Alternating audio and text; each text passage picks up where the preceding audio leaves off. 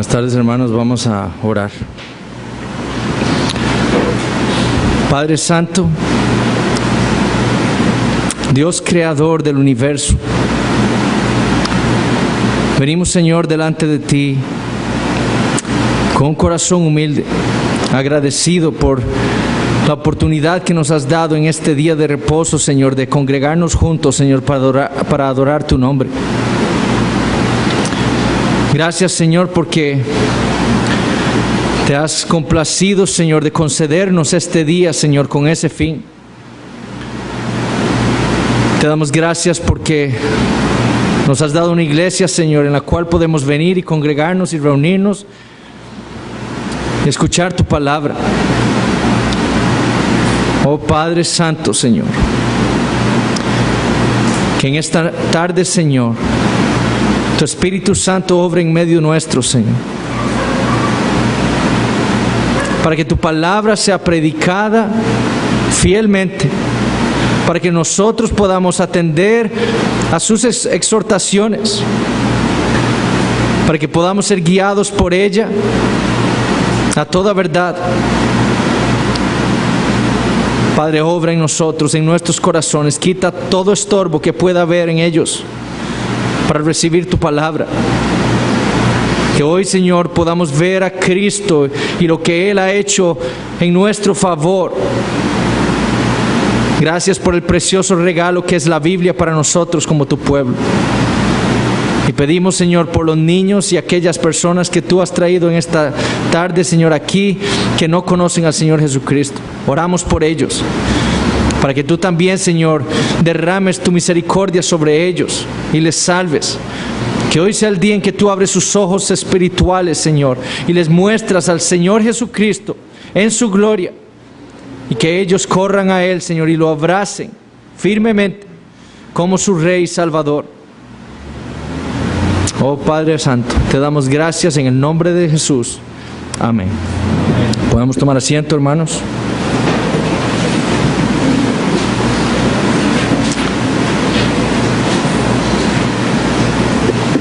Vamos a abrir nuestras Biblias, Nehemías capítulo 13.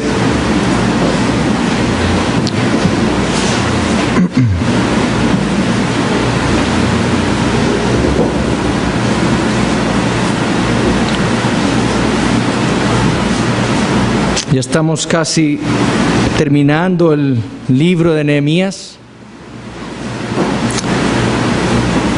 Lo que vamos a tener ahora de lectura es un relato realmente triste en la vida del pueblo de Judá. Hemos visto todo lo que el Señor ha hecho en medio del pueblo.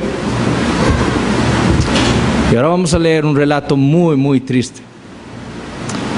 Nehemías 3, empezando en el versículo 1, dice el Señor así: aquel día se leyó en el libro de Moisés, oyéndolo el pueblo, y fue hallado escrito en él que los amonitas y moabitas no debían entrar jamás en la congregación de Dios, por cuanto no salieron a recibir a los hijos de Israel con pan y agua, sino que dieron dinero a Balaam para que los maldijera.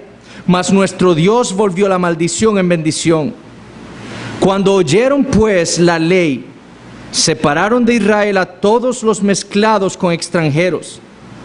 Y antes de esto, el sacerdote Eliasib, siendo jefe de la cámara de la casa de nuestro Dios, había emparentado con Tobías, y le habían hecho una gran cámara en la cual guardaban antes las ofrendas, el incienso, los utensilios, el diezmo del grano, del vino y del aceite, que estaba mandado dar a los levitas, a los cantores y a los porteros, y la ofrenda de los sacerdotes. Mas a todo esto yo no estaba en Jerusalén, porque en el año 32 de Artajerjes, rey de Babilonia, fui al rey. Y al cabo de algunos días pedí permiso al rey para volver a Jerusalén. Y entonces supe del mal que había hecho Eliasib por consideración a Tobías, haciendo para él una cámara en los atrios de la casa de Dios. Y me dolió en gran manera, y arrojé todos los muebles de la casa de Tobías fuera de la cámara. Y dije que limpiasen las cámaras, e hice volver allí los utensilios de la casa de Dios, las ofrendas y el incienso. encontré asimismo que las porciones para los levitas no les habían sido dadas y que los levitas y cantores que hacían el servicio habían huido cada uno a su heredad. Entonces reprendí a los oficiales y dije: ¿por qué está la casa de Dios abandonada? Y los reuní y los puse en sus puestos. Y todo Judá trajo el diezmo del grano, del vino y del aceite a los almacenes. Y puse por mayordomos de ellos al sacerdote Selemías y al escriba Sadoc, y de los levitas a Pedaías, y al servicio de ellos a Anán, hijo de Zacur, hijo de Matanías, porque eran tenidos por fieles, y ellos tenían que repartir a sus hermanos. Acuérdate de mí, oh Dios, en orden a esto, y no borres mis misericordias que hice en la casa de mi Dios y en su servicio. En aquellos días vi en Judá algunos que pisaban en lagares en el día de reposo, y que acarreaban haces y cargaban asnos con vino, y también de uvas, de higos y de toda suerte de carga, y que traían a Jerusalén en día de reposo, y los amonesté acerca del día en que vendían las provisiones. También había en la ciudad tirios que traían pescado y toda mercadería, y vendían en día de reposo a los hijos de Judá en Jerusalén. Y reprendí a los señores de Judá y les dije: ¿qué mala cosa es esta que vosotros hacéis, profanando así el día de reposo? ¿No hicieron así vuestros padres, y trajo nuestro Dios todo este mal sobre nosotros y sobre esta ciudad? ¿Y vosotros añadís ira sobre Israel, profanando el día de reposo? Sucedió pues que cuando iba oscureciendo las puertas de Jerusalén antes del día de reposo, dije que se cerrasen las puertas, y ordené que no las abriesen hasta después del día de reposo. Y puse a las puertas algunos de mis criados para que en día de reposo no introdujeran carga. Y se quedaron fuera de Jerusalén 1 y 2 veces los negociantes y los que vendían toda especie de mercancía. Y les amonesté y les dije: ¿por qué os quedáis vosotros delante del muro? Si lo hacéis otra vez, os echaré mano. Desde entonces no vinieron en día de reposo. Y dije a los levitas que se purificasen y viniesen a guardar las puertas para santificar el día de reposo. También por esto acuérdate de mí, Dios mío, y perdóname según la grandeza de tu misericordia. Vi asimismo en aquellos días a judíos que habían tomado mujeres de Asdod, amonitas y moabitas, y la mitad de sus hijos hablaban la lengua de Asdod, porque no sabían hablar judaico, sino que hablaban conforme a la lengua de cada pueblo.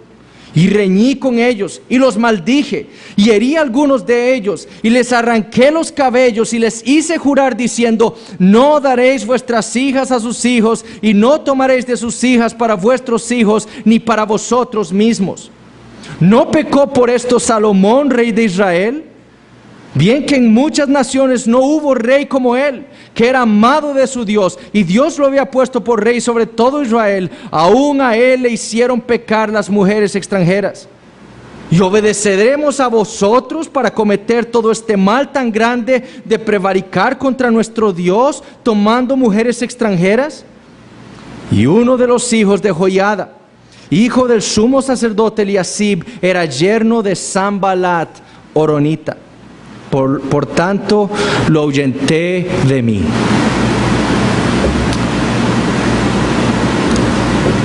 Hermanos, una iglesia puede ser una iglesia sana. Podemos ver la mano de Dios obrando en medio de ella, edificándola. Pero si hay una advertencia que la Biblia desea enfatizar en la mente de todo creyente y de toda iglesia de Cristo, es la advertencia con respecto al peligro de la mundanalidad. Las Escrituras desean y nos exhortan a nosotros a luchar contra un amor por el mundo y las cosas de este mundo. El llamado a todo cristiano, según la Biblia, es el de no conformarnos a este siglo, sino más bien renovar nuestro entendimiento. Y estar conformados a este siglo no es otra cosa que estar de acuerdo con las formas y estructuras de este mundo. No es otra cosa que pensar y desear lo que piensa y desea el mundo. Es vivir de acuerdo a los parámetros que el mundo ha establecido para los hombres.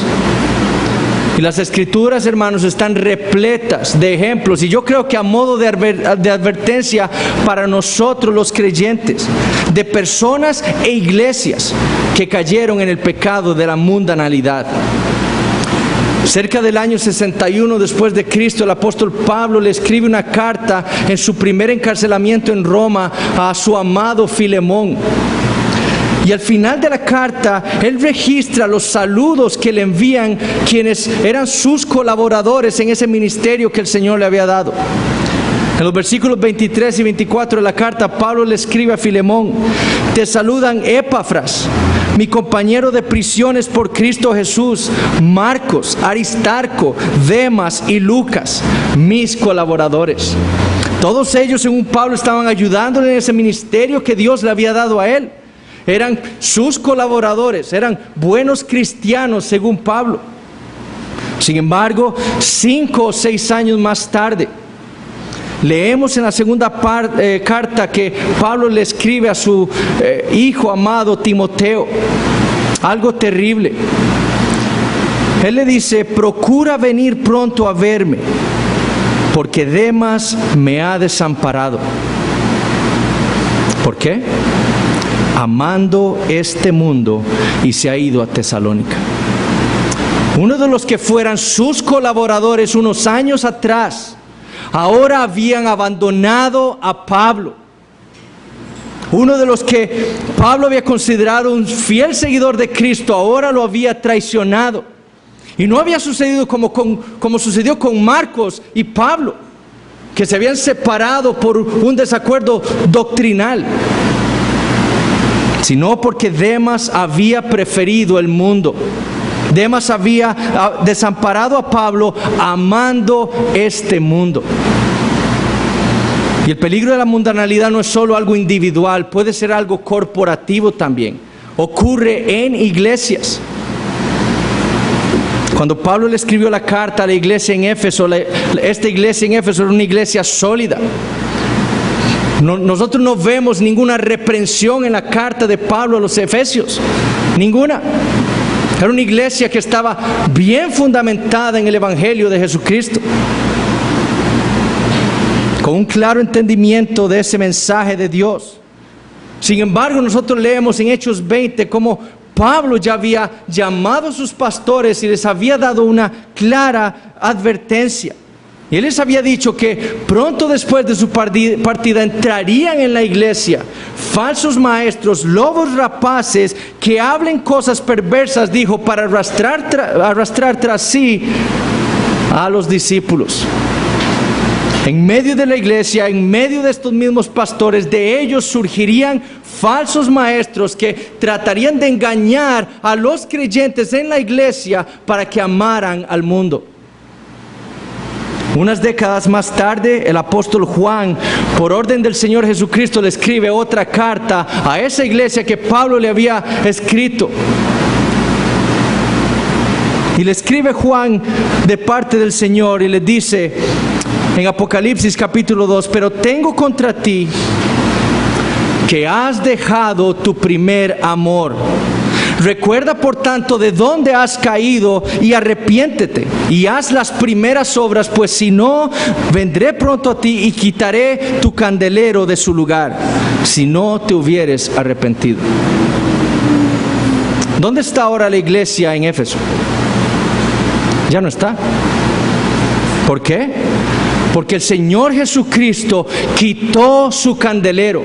Porque el Señor Jesucristo borró de la faz de la tierra una iglesia que había cambiado el objeto de su amor y no se arrepintió. Una iglesia que había amado más al mundo que a Cristo. Una iglesia que había caído en el pecado de la mundanalidad. Ser mundano no significa simplemente que pertenece al mundo. Según la Biblia, ser mundano, la mundanalidad es algo sumamente específico. Ser mundano es amar al mundo, es desear las cosas de esta vida, es tener una cosmovisión mundana, es querer las cosas que el mundo desea. Ian Murray, un gran teólogo reformado, define la mundanalidad de la siguiente manera: la mundanalidad es apartarse de Dios. Es una manera de pensar centrada en el hombre. Se propone objetivos que no demandan una separación radical con la naturaleza caída del hombre. Juzga la importancia de las cosas por los resultados presentes y materiales. Pesa el éxito por los números. Codicia la estima humana y no desea la falta de popularidad. No conoce la verdad por la cual es digno de sufrir y rechaza ser considerado un necio por causa de Cristo. Y dice, la mundanalidad es la mentalidad del que no ha sido regenerado. El pecado de la mundanalidad ocurre cuando alguien que profesa fe en Jesucristo o cuando una iglesia que dice ser una iglesia de Cristo prefiere ser regida por el mundo antes que ser regida por Dios. Su autoridad no es la Biblia. Su alianza no es con Dios. Su manera de pensar y actuar no concuerda con los preceptos divinos. Eso es una iglesia mundana. Sino que por el contrario se somete al mundo. Y por miedo a ser rechazado, por ser considerado popular ante los ojos del mundo, desea mantener relaciones estrechas con él. Ocurre la mundanalidad entonces cuando rechazamos la autoridad de Dios en todos los aspectos de nuestra vida, ya sea como individuos o como iglesia, por más insignificantes que parezcan. Por eso los reformadores, cuando fueron a la Biblia, ellos entendieron que los cristianos y las iglesias de Cristo debían ser iglesias reformata semper reformanda. Literalmente lo que quiere decir es iglesias reformadas siempre siendo reformadas. Ahora, ciertamente muchas iglesias y pastores creen que la iglesia debe ser reformada, una iglesia debe ser bíblica. Eso es lo que implica ser una iglesia reformada. Y creen que la iglesia debe estar en una constante reforma. Pero en lo que han fallado muchos, en nuestros círculos inclusive calvinistas, es en entender el origen de esa reforma. Por ejemplo, Rick Warren, el autor de este libro Vida con Propósito, no es reformado, muy lejos de serlo, pero nos sirve de ejemplo de lo que no debemos hacer como iglesia. Este hombre, cuando iba a abrir su iglesia en California, este hombre fue por los vecindarios cercanos a donde iba supuestamente a estar la iglesia y fue tocando puerta por puerta, él y otros líderes de la iglesia, a preguntarle a las personas, bueno, si aquí cerca se abriera una iglesia, ¿de qué le gustaría a usted que hablara? ¿Cómo le gustaría a usted que fuera un culto en una iglesia a la que usted pudiera asistir? ¿Qué música le gustaría a usted que se tocara? ¿Y cómo le gustaría a usted que se cantara al Señor? Y cuando abrió la iglesia, metieron innovaciones al culto al Señor, con el fin de agradar al mundo, con el fin de llenar la iglesia. Ellos prefirieron entonces ser regidos por el mundo y no por Dios. Y el peligro de muchas de estas iglesias que se autodenominarían reformadas es autoengañarse creyendo que estar en una constante reforma significa estar incluyendo constantemente en nuestras vidas y en el culto público de la iglesia cosas relevantes a nuestro mundo para llegarle al mundo impío. El peligro de la mundanalidad es que se nos puede olvidar la exhortación de Santiago que la amistad con el mundo es enemistad contra Dios. Y lo que los reformadores quisieron decir era que la iglesia no se reforma por sí sola, sino que es Dios quien la reforma por medio de su palabra. El lema de la reforma era Ecclesia reformata semper reformanda secundum verbum Dei. Según la palabra de Dios. Así es como una iglesia es reformada. Dios es quien la reforma usando su palabra. No la sabiduría de hombres, no por el mundo, por la palabra de Dios. Nuestra autoridad no es el mundo impío. Nuestra autoridad es Dios, quien nos dirige y nos gobierna. No es nuestra carne, no es nuestra sabiduría, no es el ingenio de pastores o líderes de iglesias. Quien nos gobierna y nos dirige es la palabra de Dios. Es por eso, hermanos, que debemos ver que la Biblia, como cantamos ahora, es nuestro tesoro aquí. Es el regalo de Dios para nosotros, los creyentes que vivimos en este mundo impío, con el fin de guiarnos y que podamos vivir vidas santas que le agraden a Dios. Es por eso que el cristiano y las iglesias no se reforman así nomás, sino que son reformadas por la palabra de Dios. Y noten que cuando Pablo exhorta a los pastores en Hechos capítulo 20 y les da esa advertencia de que en medio de ellos van a salir lobos rapaces, ¿cuál exhortación les da? Y ahora, hermanos, os encomiendo a Dios. ¿Y qué más les dice? Y a la palabra de su gracia, que tiene poder para sobreedificaros y daros herencia con todos los santificados. Ese es el entendimiento de Pablo. Los encomiendo a la Biblia. Sigan sus preceptos para ser edificados. Nuestro deber como cristianos y como iglesia, especialmente reconociendo lo que Dios está haciendo aquí, hermanos, entre nosotros, es encomendarnos no al mundo, sino a la Biblia, para saber cómo debemos vivir individualmente y como iglesia. Porque el peligro de la mundanalidad es inminente entre nosotros. Para saber cómo debemos hablar, cómo debemos comportarnos, cómo debemos vivir, cómo debemos pensar, cómo debemos criar a nuestros hijos. ¿A dónde vamos? Debemos ir a la Biblia. Para saber qué está bien, qué está mal, no le preguntamos al mundo. Vamos a la Biblia a ver qué es lo que Dios dice que está bien y qué está mal. Ya porque toda una cultura abrace el homosexualismo como un estilo de vida aceptable, no quiere decir por eso que el cristiano lo va a aceptar. Ya porque toda una cultura considere que el sexo antes del matrimonio es aceptable, ya por eso los cristianos lo tienen que aceptar. Ya porque el mundo diga que disciplinar a nuestros hijos va a afectar su autoestima, ya por eso los cristianos no van a dejar de disciplinar a sus hijos.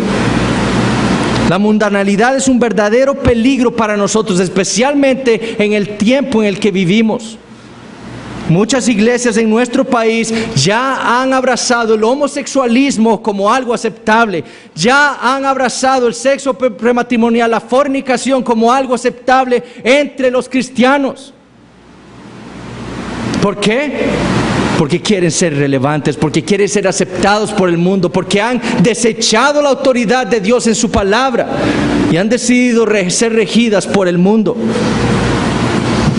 Gresham Machen decía: el cristianismo está fundado sobre la Biblia. Basa sobre la Biblia tanto su pensamiento como su vida. Como cristianos, como iglesia, debemos entender que Dios nos ha dado un regalo en la Biblia. Un regalo en donde Él nos ha dado su voluntad para guiar a su pueblo a toda verdad, para vivir vidas santas, para agradarle a Él, para que Él sea glorificado en todo. ¿Por qué digo esto? ¿Por qué esa introducción? Bueno, porque esto fue lo que olvidó el pueblo de Judá en tiempos de Nehemías. Y por causa de esto cayó en el terrible pecado de la mundanalidad. Ellos habían olvidado lo que representaba la Escritura para el pueblo de Dios. Versículos 1 y 2. Aquel día se leyó en el libro de Moisés, oyéndolo todo el pueblo. Nehemías ha pasado casi 12 años en Jerusalén. Él ha entregado su vida con el fin de que la ciudad sea restaurada para que el nombre de Dios vuelva a ser adorado allí. 12 años de su vida. Pero de pronto, considerando que tan solo había pedido un permiso al rey para poder ir a la ciudad a restaurarla y reedificar sus muros, se da cuenta que debe volver al palacio a Susa, a continuar con sus labores bajo el rey. Él dice eso en el versículo 6, mas a todo esto yo no estaba en Jerusalén. Recuerden que él fue a Jerusalén en el año 20 del rey Artajerjes, y ahora está regresando en el año 32. Y fue quizás en su ausencia, que quizás fueron unos cuantos años. El versículo 7 nos dice que fueron algunos días, en el versículo 6. Pero sabemos que tuvieron que ser algunos años. ¿Por qué? Porque ya habían matrimonios que se habían dado, habían nacido niños ahí, habían sido criados en la ciudad. Fueron algunos años que Nehemías estuvo ausente en Jerusalén. Pero en ese tiempo Jerusalén había caído en la mundanalidad. En poco tiempo habían olvidado todo lo que el Señor había hecho en medio de ellos y todo lo que ellos, como vimos en Nehemías 10, había pactado con Dios. Todo lo que ellos habían prometido hacer a Dios. En lugar de estar constantemente yendo a la Escritura para ser instruidos, para saber lo que el Señor quería de ellos, ellos prefirieron ir al mundo. Y hay 5 preguntas que en lugar de ir a la Biblia para encontrar la respuesta, el pueblo de Judá prefirió la opinión del mundo o la suspicacia de sus líderes. ¿Y qué pasó? El mundo entró en lo que debía ser una ciudad santa, en lo que debía ser una ciudad apartada para la adoración a Dios.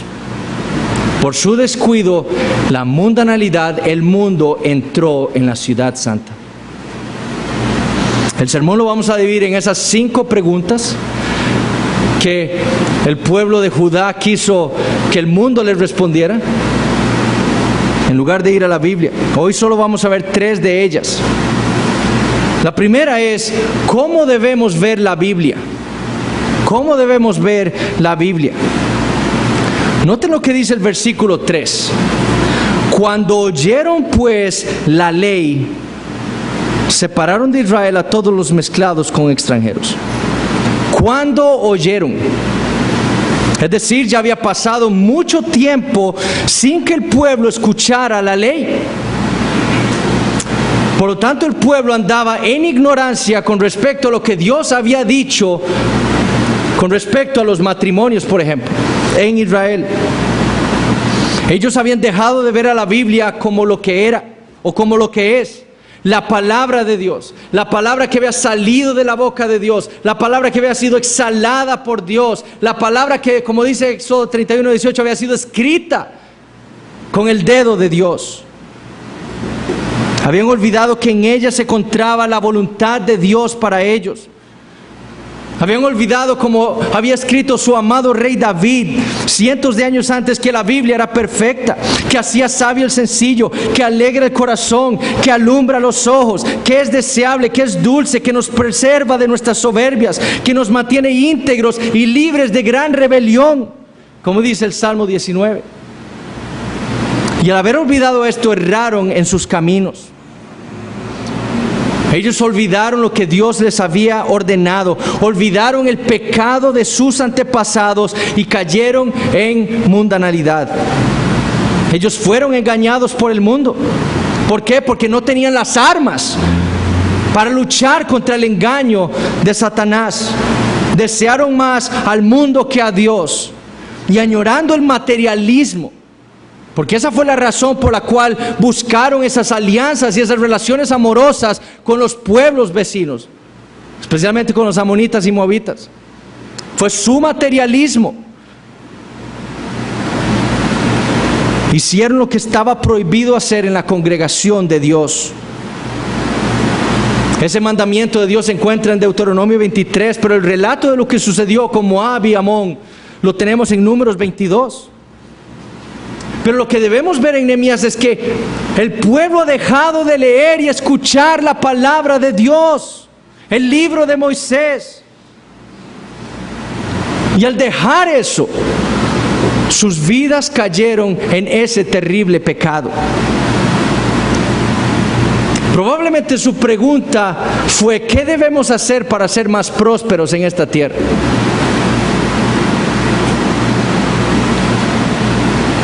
¿Qué debemos hacer para estar más bendecidos aquí? Y en lugar de ir a la Biblia, fueron al mundo. Y el mundo les dijo: si usted quiere ser próspero, si usted quiere ser adinerado, si usted quiere tener una vida en paz, siendo popular, únase a los otros pueblos. Estreche lazos familiares con los pueblos vecinos. Eso va a proveer de mayor comercio, mayores posibilidades de vender y comprar para su prosperidad aquí en la tierra. Pero en lugar de ir a la Escritura y saber que la Biblia decía que bienaventurado, bendecido, próspero es aquel que en la ley de Jehová está su delicia y en su ley medita día y noche, prefirieron ir al mundo.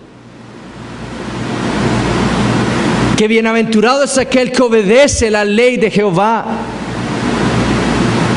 que anda en sus pasos, en sus estatutos, y pecaron conformándose al mundo. Lo que hacía el mundo, como vivía el mundo, fue lo que hizo Judá. El mundo eso era lo que hacía. Ellos buscaban tener lazos familiares con otros pueblos, con el fin de comerciar, de ser prósperos, de ser más ricos en la tierra. Eso fue lo mismo que hizo Judá. Y ellos habían olvidado el pacto que ellos mismos años antes habían hecho con Dios. En Nehemías 10:29 ellos le prometieron a Dios que andarían en la ley de Dios, que fue dada por Moisés, siervo de Dios, y que guardarían y cumplirían todos los mandamientos, decretos y estatutos de Jehová nuestro Señor. Pero ¿cómo los iban a cumplir si habían desechado la lectura y el escuchar la palabra de Dios? No podían saber, andaban en ignorancia. ¿Por qué? Porque habían despreciado la Escritura. Y nosotros, para luchar contra ese peligro inminente que es la mundanalidad, debemos no solo individualmente, sino como iglesia, entender lo que significa la Biblia para el cristiano. Para aquellos que hemos experimentado la gracia poderosa y transformadora de Dios en nuestras vidas, la Biblia es un tesoro para nosotros.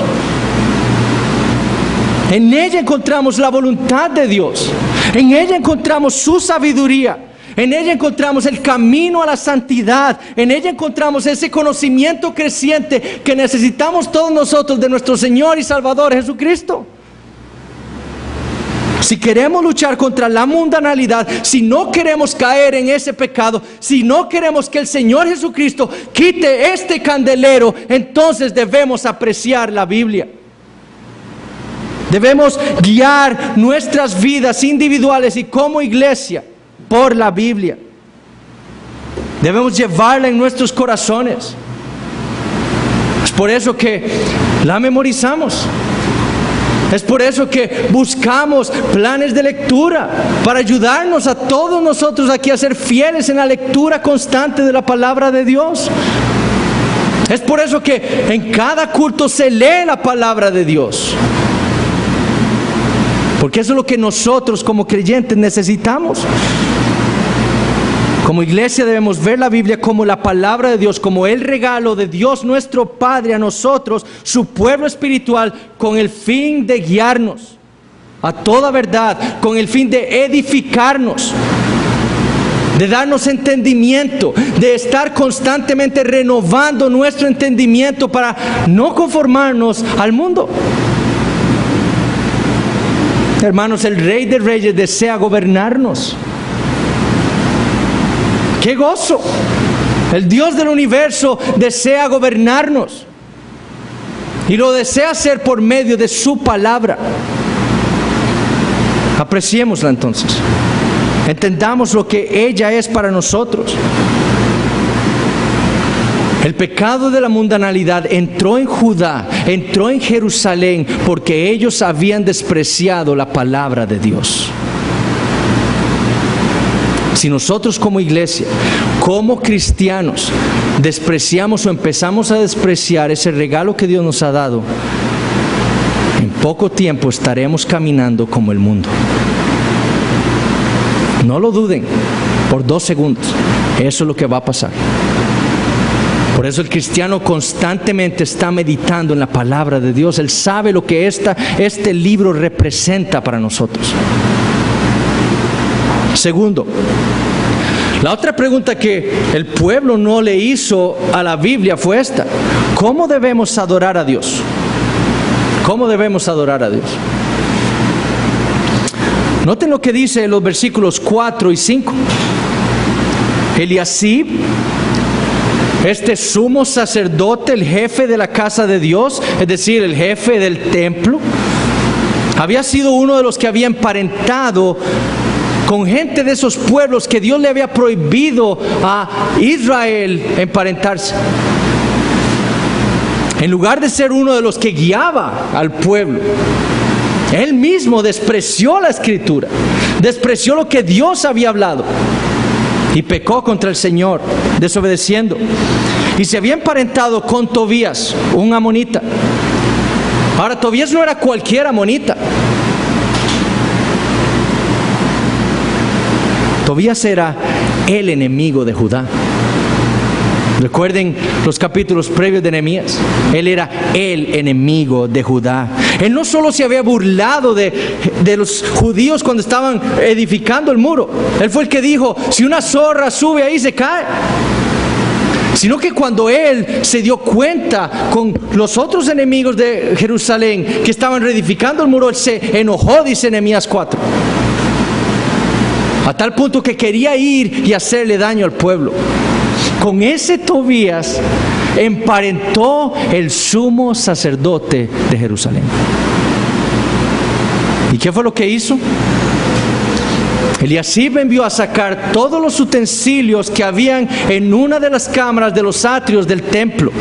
Envió a sacar todas las ofrendas, el incienso, los diezmos que el pueblo daba, lo que le correspondía a los levitas, todo aquello que servía para la adoración a Dios, con el propósito de construirle una gran cámara al enemigo de Dios. Saquen todo lo que usamos para adorar a Dios y construyamos algo para meter al enemigo de nuestro pueblo, al enemigo de nuestro Dios. Un enemigo durmiendo y habitando en aquel lugar que debía servir para la adoración exclusiva a Dios. Con el fin de agradar al mundo. Porque ¿cuál otra razón había de emparentar con Tobías y de hacerle esa gran cámara si no era tratar de ser popular con él, de agradarle a él? Con el fin de agradar al mundo, sacrificaron la adoración al Dios verdadero. Y cayeron de nuevo en la mundanalidad. Ya el templo no servía para adorar a Dios. Ya la ciudad no era una ciudad apartada para Dios, sino que servía como un trampolín para ser populares y prósperos materialmente. Y ese es un peligro para nosotros también, hermanos. Y es un peligro para nosotros si dejamos de ver la Biblia como lo que es, nuestra autoridad. Si Dios es nuestro Rey, si Dios ha hablado a su pueblo en su palabra, entonces lo que nosotros debemos hacer es obedecerla. Ella está por encima de nosotros, por encima de nuestras emociones, por encima de nuestros pensamientos. Por lo tanto, todo lo que nosotros hagamos y hacemos como iglesia y como individuos, debemos hacerlo guiados por la palabra de Dios. Y ese es el grave pecado en el que han caído muchas iglesias, inclusive las que se llaman calvinistas o reformadas, principalmente en Estados Unidos. Muchas iglesias han traído dentro de sus atrios, por así decirlo, a los enemigos de Dios. Y no estoy hablando de falsos maestros. Estoy hablando de innovaciones al culto a Dios. Cosas que Dios no permite en el culto a Él. Y las han traído a la iglesia con la excusa de servir en la adoración a Dios, pero el fin es atraer a más personas. El llamado al altar es una de ellas. Hace unos años estábamos el pastor Eric y yo en una conferencia afuera en el país Y un pastor invitado predicó un sermón tan impactante, que uno de los pastores que estaba organizando la conferencia se paró y dijo: vean, nosotros no hacemos nunca esto, pero siento que hoy debemos hacerlo, y llamó al altar a las personas que quisieran ir ahí a aceptar a Cristo en su corazón. Él dice ser reformado, por lo menos calvinista. Él sintió. En ese momento, ese hombre dejó la autoridad de la Escritura y se dejó guiar por el mundo, por su corazón, por sus emociones. Esas son innovaciones, enemigos al culto de adoración a Dios, cosas que Dios no ha mandado a su pueblo a hacer. Nosotros confiamos en la palabra de Dios, en su poder, en ella está el poder. Es Dios, el Espíritu Santo, quien cambia corazones. No son nuestras emociones. No podemos manipular a nadie a ser convertido a Cristo.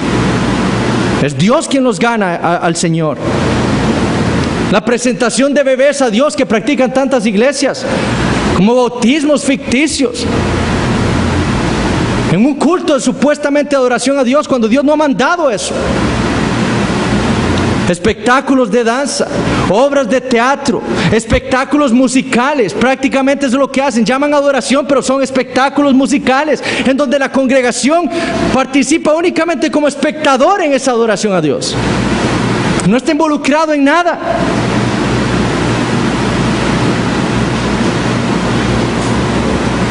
Y también, obviamente, por no ver a la Biblia como lo que es, han dejado entrar en los púlpitos de muchas iglesias a falsos maestros, porque no han ido a la Biblia a ver qué es lo que Dios pide de aquellos que van a ser pastores.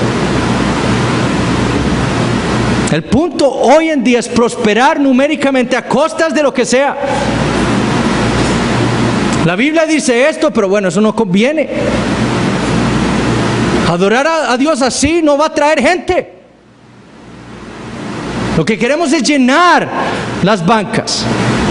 Eso es lo que está de moda. Esa es la pregunta de moda hoy en día entre los pastores. No es preguntar cómo podemos hacer la iglesia más fuerte espiritualmente. No es cómo podemos llenarla de gente. Hagamos lo que sea. Vamos al mundo. ¿Cómo es que las compañías empresariales trabajan? Bueno, así vamos a trabajar nosotros. Y tienen pastores para todo. Pastores ejecutivos, pastores administrativos, pastores de todo. Porque fueron al mundo antes que ir a la palabra para ser regidos por ella. El punto es que hoy en día el enfoque es material. La excusa es el evangelismo. La excusa es llegarle al mundo impío.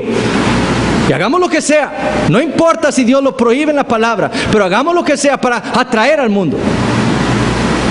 Y así empieza la mundanalidad a entrar en las iglesias. En vez de ir a la Biblia a preguntar cómo desea Dios ser adorado, van al mundo. Y muchas iglesias entonces han dejado entrar enemigos de Dios al culto de adoración. Cosas que Él no ha ordenado.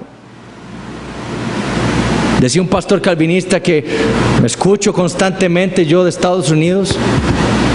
Él argumentaba que él tenía una forma de adorar con una banda, etcétera, ¿verdad? Y que él no estaba en desacuerdo con las otras iglesias más conservadoras que cantaban himnos congregacionales, etcétera. Pero que él tenía la banda porque su meta era llegarle a un pueblo más joven, a una cultura más joven que rodeaba el lugar donde estaba la iglesia. Eso, hermanos, para mí es inaceptable. Es inaceptable. Como un pastor, él debería ir a la Biblia y preguntar cómo desea Dios que nosotros le adoremos. Si él fue a la Biblia y vio que Dios permitía ese tipo de adoración, entonces que lo hiciera está bien. Pero él fue a la Biblia y fue convencido por la palabra de que eso era así. Pero si él fue al mundo a preguntar, o si su deseo fue llegarle al mundo sin ser regido por la palabra de Dios, está mal. Ahí se convirtió en un mundano. Ahí permitió y cayó en el pecado de la mundanalidad.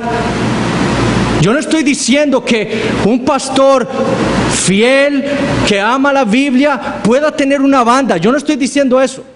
Pero que lo que me gustaría saber es si él fue a la Biblia y entendió que Dios le permitía hacer eso. Si fue así, está bien. Porque Dios nos da luz a todos de diferente manera. Pero si su autoridad está en otra cosa y no en la Biblia, y lo que el Señor le ha iluminado de la Biblia, entonces está mal. Nuestra responsabilidad es ir constantemente a la Biblia a preguntar cómo desea Dios que nosotros le adoremos. Hermanos, yo estoy seguro que nosotros estamos probablemente haciendo cosas que no son bíblicas, porque no somos una iglesia perfecta. Pero sí estoy seguro que por la gracia de Dios en este momento de nuestra vida como iglesia, si nosotros llegamos a ver algo que está en contra de las Escrituras, nosotros como iglesia lo vamos a cambiar. Amén. Y así es como debemos vivir como iglesia, madurar con ese pensamiento. La Biblia es quien nos rige. ¿Cómo debemos adorar a Dios? Vamos a la Biblia. Si vemos algo que estamos haciendo como iglesia que está en contra de cómo Dios ha dicho que debemos adorar, debemos cambiarlo y desecharlo y ser reformados por la palabra de Dios. Pero debemos luchar constantemente contra todo aquello que quiere imponer nuestras preferencias, nuestras opiniones, nuestros deseos o los deseos del mundo en el culto a Dios. Es que a mí me gustaría que fuera así. ¿Qué me importa? Es la Biblia la que nos manda. Así debemos vivir. Debemos ser como Nehemías, debemos arrojar todos los muebles, todo aquello que no sirve para la adoración a Dios, todo aquello que es considerado como construido para los enemigos de Dios, lanzarlos fuera de la iglesia. Todas aquellas innovaciones que Dios no ha determinado en la Biblia para adorarle, debemos tirarlas por la ventana. Como hizo Calvino cuando llegó a Ginebra. Calvino agarró todo lo que él consideraba que estaba en contra de la Escritura y lo tiró por las ventanas. Nuestra meta es limpiar y reformar nuestro culto a Dios de acuerdo a la Biblia. Y eso fue lo que no hizo el pueblo de Judá en tiempos de Nehemías. Ellos fueron al mundo, prefirieron ser guiados por el mundo y sacrificar la adoración a Dios por la amistad con el mundo, y se convirtieron en enemigos de Dios. Tercero y última pregunta que vamos a ver en esta noche: ¿cómo debemos ver la predicación de la palabra? ¿Qué consecuencias, pregúntense esto, qué consecuencias había tenido el pecado de Eliasib en la vida del pueblo? Bueno, que al construir la cámara para Tobías había utilizado los espacios que debían ser ocupados por los utensilios, pero también por el diezmo y las ofrendas que debían ser dadas a los levitas para que ellos pudieran servir en Jerusalén. Al desechar todo eso, los sacerdotes y levitas se quedaron sin nada. Ya no había nadie que proveyera para ellos, para que ellos pudieran vivir y sostener a sus familias.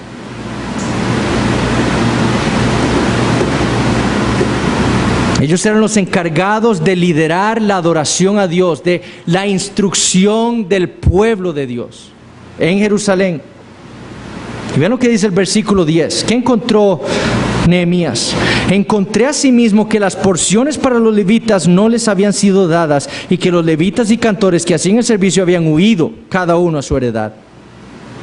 Por no haber valorado la Biblia como lo que es, por haberla olvidado, por tantos años, por haber apartado su oído de ella, ellos habían dejado de proveer lo que Dios les había ordenado al pueblo proveer para los levitas, aquellos que estaban encargados de la adoración y la instrucción de la palabra de Dios al pueblo. Los líderes habían fallado en no darle a los levitas, y el pueblo también había fallado en no continuar proveyendo para esas cámaras. ¿Por qué? Porque ya no había uso para ellas, ya no había espacio. Ahí está Tobías, ¿a dónde van a meter todo lo que no? Mejor no traigo nada. Y cada levita y cantor se tuvieron que ir cada uno a su casa, a su heredad, en las cercanías de Jerusalén. ¿Para qué? Para trabajar, para poder sostener a sus familias, para comer. Ellos estaban muriendo de hambre y debían dejar entonces el servicio en el templo, la instrucción de la palabra de Dios para poder vivir. La falta de aprecio del pueblo de Judá por la Biblia se demostró en la falta de aprecio por aquellos que Dios les había dado para instruirlos a ellos en la palabra de Dios. De nuevo, el pecado de la mundanalidad. ¿Por qué no cuidaban de los levitas? Por su materialismo. Los sumos sacerdotes querían establecer lazos con estos líderes de las naciones vecinas y habían emparentado con ellos. Pero ¿por qué el pueblo no fue y les dijo: ¿qué está haciendo usted, Eliasib? ¿Cómo se le ocurre sacar todo eso que sirve para la adoración a Dios y construir una cámara para Tobías? ¿Por qué el pueblo no hizo eso? Porque fue muy fácil.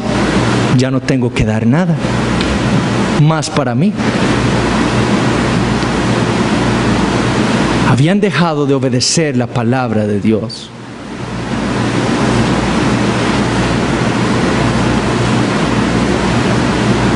Cuidar de los levitas limitaría esa meta de prosperidad material en la tierra que el mundo les había engañado que era lo que ellos debían adquirir, y no la prosperidad espiritual al lado de su Dios.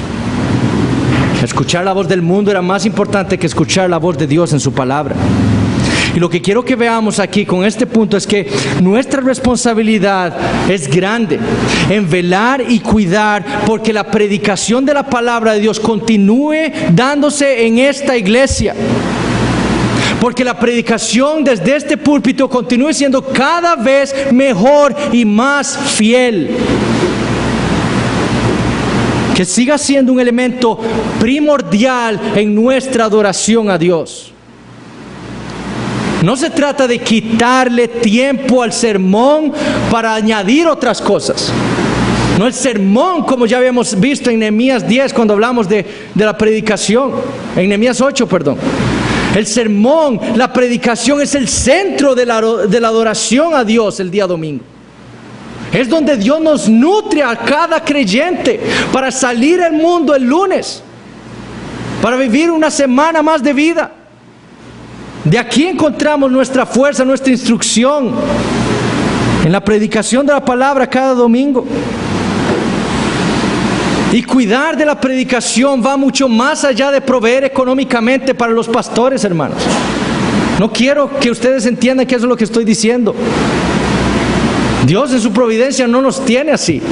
Somos una iglesia pequeña, sin la capacidad de proveer para siquiera un pastor a tiempo completo. Pero Dios es bueno y nos dio 4 pastores, a cada uno le dio un trabajo que para gracias a Dios que poder proveer para nuestras familias. Gracias a Dios por eso. No podemos proveer para tener uno, pero tenemos 4. Amén. Pero podemos cuidar de la predicación, de este púlpito, de que aquí se predique siempre y cada día mejor la palabra de Dios de varias maneras. Uno es como iglesia, ver la manera, dándole tiempo a los pastores, proveyendo algo, lo que sea, para que nosotros podamos tener una educación teológica formal. Eso lo único que va a hacer es mejorar la predicación, hermanos. Eso se los puedo decir. Pero podemos ver maneras en las que podemos ayudar para que esto ocurra. Podemos entonces también orar durante la semana por los pastores, por quienes enseñan, por los que predican, para que Dios los ilumine, les dé entendimiento, les dé tiempo para poder estudiar la palabra, que les dé las aplicaciones correctas para nosotros como iglesia. Así estamos cuidando de la predicación. Estamos siendo responsables. Podemos también prepararnos nosotros durante la semana para la predicación que será impartida el domingo, leyendo el texto que sigue. Sabemos, aquí predicamos expositivamente libro por libro, versículo por versículo, entonces sabemos a dónde vamos. Podemos ir adelantando la lectura, ir meditando en eso para que sea más fácil absorber la enseñanza. Podemos prepararnos el día sábado llegando descansados. ¿Para qué? Para no dormirnos aquí y recibir la predicación. Ser iglesia, una iglesia más fuerte espiritualmente. Y también, hermanos, sirviendo. Hay muchas cosas que los pastores hacen aquí que podrían hacerla otros. Y entonces liberar a los pastores de esas tareas. ¿Para qué? Para que ellos se dediquen a otras cosas, especialmente a la predicación y a la preparación de los sermones. Una predicación fiel, hermanos, es el antídoto contra la mundanalidad. Es la instrucción de la palabra de Dios lo que va a impedir que nosotros como iglesia y como individuos caigamos en ese terrible pecado. Anhelemos entonces una predicación cada vez más bíblica. Luchemos por eso. Seamos celosos porque en este púlpito solamente se predique la palabra de Dios. Vean lo que hizo Nehemías. Nehemías hizo todo lo necesario para que la casa de Dios no continuara abandonada. Para que la predicación de la palabra de Dios, la instrucción de la palabra continuara allí en el templo por los levitas. Y él puso a todos otra vez en sus puestos. Mandó a llamar a los levitas, los puso de nuevo en el templo a trabajar y mandó al pueblo que volvieran a dar las ofrendas para mantener el servicio continuamente en el templo. Nosotros debemos entonces también hacer todo lo necesario para tener una predicación sólida aquí, para cuidarnos de ese peligro de la mundanalidad. Ese pecado es algo en lo que tenemos constantemente que estar pensando. Siempre estar alertas para luchar contra ese pecado. En nuestra carne habita el pecado, el mundo, que quiere ir contra la voluntad de Dios, que quiere desobedecer la palabra de Dios. Contra eso debemos luchar. ¿Y cómo lo vamos a hacer? Con la palabra de Dios, por el poder del Espíritu Santo. El mundo desea engañarnos así, seducirnos para infiltrar nuestra iglesia. ¿Y nosotros cómo vamos a luchar? Con la palabra de Dios, con la Biblia. Por descuidarse, muchas iglesias, muchos pastores y muchos que se llaman cristianos han caído en la mundanalidad. Y el primer paso para llegar ahí es una decadencia, es un desprecio por la palabra de Dios. Ese es el primer paso. Es desechar la autoridad de la Escritura, es empezar a ser guiados por el mundo, por nuestras emociones, por nuestros deseos y no por Dios. Una vez que hemos quitado la autoridad de la Biblia, se infiltrarán todo tipo de cosas, todo tipo de enemigos de Dios aquí. Nuestra responsabilidad es entender que la Biblia es el regalo que Dios nos ha dejado y por lo tanto debemos apreciarla, debemos desearla como miel.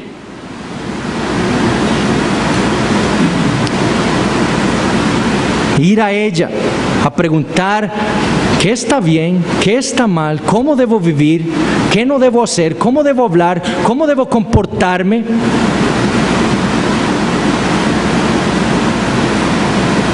Hoy les decía a los hermanos en la clase membresía que el gran peligro está en olvidar, el gran peligro para cada uno de nosotros está en olvidar las profundidades de la maldad que existe en nuestro corazón. Además, el mismo Jeremías, en Jeremías 17 dice, ¿quién lo conocerá? Ninguno de nosotros puede conocer y puede saber realmente qué tan perverso es nuestro corazón. Solo Dios puede conocer eso. El problema es que nosotros olvidamos esas profundidades de la maldad que hay en nuestro corazón. Y entonces empezamos, pero qué lindo hacerlo así. Pero a mí me gustaría decir, ¿usted no entiende que su corazón es perverso? ¿Usted no entiende que para eso Dios nos dejó su palabra, para guiarnos en nuestra vida individual y como iglesia? Olvidar eso es el primer paso para ir a la mundanalidad. El mundo no puede proveer nada significativo para mejorar nuestro culto a Dios. Nada. El mundo odia a Dios. ¿Por qué entonces ir al mundo a preguntar cómo sería mejor adorar a Dios? ¿Qué le gustaría a usted? Vamos a tocarle aquí al vecino. Usted es un incrédulo, sí. ¿Cómo le gustaría? ¿Cómo vendría usted a esta iglesia? No, si cantaran así o si hicieran tal cosa. Si no hablaran tanto del pecado. Ok, entonces, vea, le prometemos que no más vamos a hablar del pecado, pero venga. Y ahí dejamos de ser una iglesia de Cristo. Él es nuestro Rey, como cantamos en el primer himno. Gloria es dada a Cristo el Rey. Él es nuestro Rey. Él nos gobierna y nos gobierna por su palabra. Si somos una iglesia de Cristo, somos una iglesia sujeta a su Señor y sujeta a su palabra. Hermanos, Cristo se entregó a sí mismo en la cruz del Calvario. Él experimentó la ira de la copa de ira de su Padre por nosotros, para salvarnos, con el fin de darnos la Biblia, para guiarnos a nosotros, su pueblo espiritual. Si despreciamos la Biblia, despreciamos a aquel que la entregó. Que nunca ocurra, hermanos, eso entre nosotros. Y que como iglesia luchemos para que eso nunca ocurra. Y cada vez ser más guiados por la palabra de Dios. Oremos. Padre Santo, te damos gracias por esta tarde y noche que nos has regalado. Pero sobre todo queremos darte gracias por la Biblia. Queremos darte gracias por esa palabra que tú nos has dejado, en donde has registrado tu voluntad para nosotros, en donde has revelado esa obra de gracia que tú has hecho por nosotros, tu pueblo en Cristo Jesús. Padre, que esta iglesia continúe siendo una iglesia bíblica, continúe siendo una iglesia que está siempre sujeta a la autoridad de tu palabra. Padre, refórmanos, Señor, por medio de tu palabra. Cambia todo aquello que no esté de acuerdo a lo que tú has ordenado en ella, para ser una iglesia cada día más fiel a ti, para que nuestro testimonio al mundo sea cada día mejor, para que el mundo pueda ver cada día más glorioso al Señor Jesucristo, nuestro Redentor, nuestro Rey. Y Padre, si hay alguien aquí que no conoce al Señor Jesucristo,